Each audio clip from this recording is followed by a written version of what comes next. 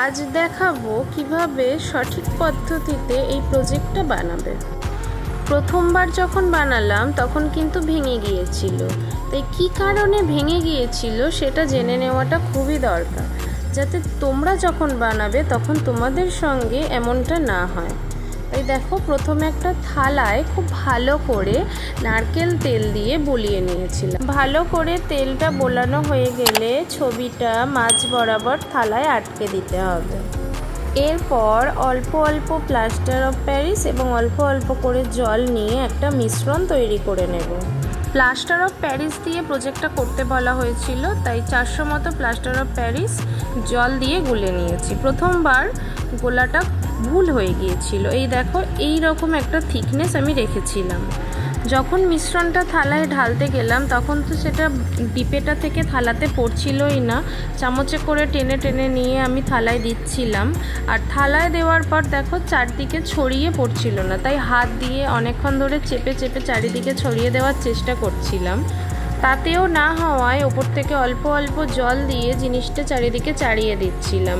এখানে এইভাবে করতে করতে জলটাও একটু বেশি পরিমাণে দেওয়া হয়ে গিয়েছিল। এরপর 36 ঘন্টা আমি রেখে দিই, রোদেও দিই।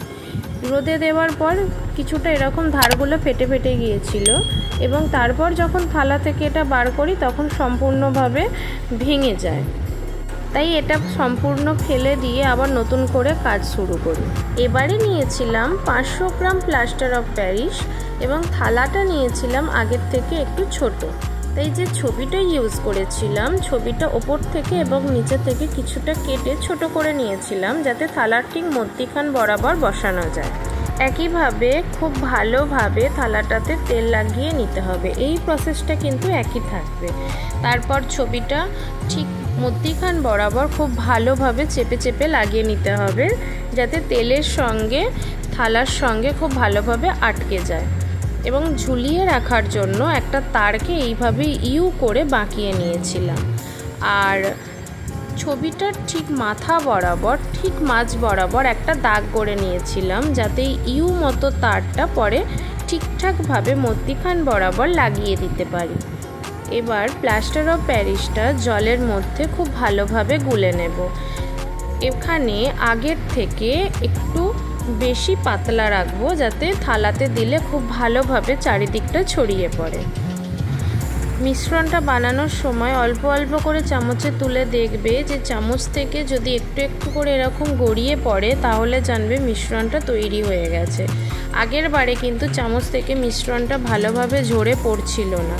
তোমরা দুটো জায়গা খুব ভালোভাবে খেয়াল করবে ঠিক কীরকম আমি পেস্টটা বানিয়েছি। এবার এই মিশ্রণটাকে থালাতে ঢেলে দিয়ে থালাটা খুব ভালোভাবে ঠুকে ঠুকে দেবে, যাতে ভেতরে যে বায়ুর বুদবুদগুলো তৈরি হয়েছে সেগুলো ওপরে উঠে আসে এবং নিচেটা খুব সমানভাবে বসে যায়। একটু ভালো করে জোরে জোরে এরকমভাবে ঠুকে নেবে, তাহলেই বুদবুদগুলো দেখবে ওপরের দিকে উঠে আসছে। এবার ইউ করে রাখা তারটা মাঝখান বরাবর দিয়ে দিলেই কাজ কমপ্লিট।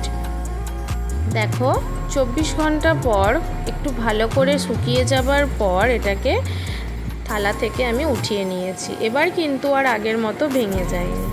3-4 ঘন্টা পরেও কিন্তু এটা সেট হয়ে যায়, তবে আমি আর আগের মতো রিস্ক নিইনি, যদি আবার ভেঙে যেত।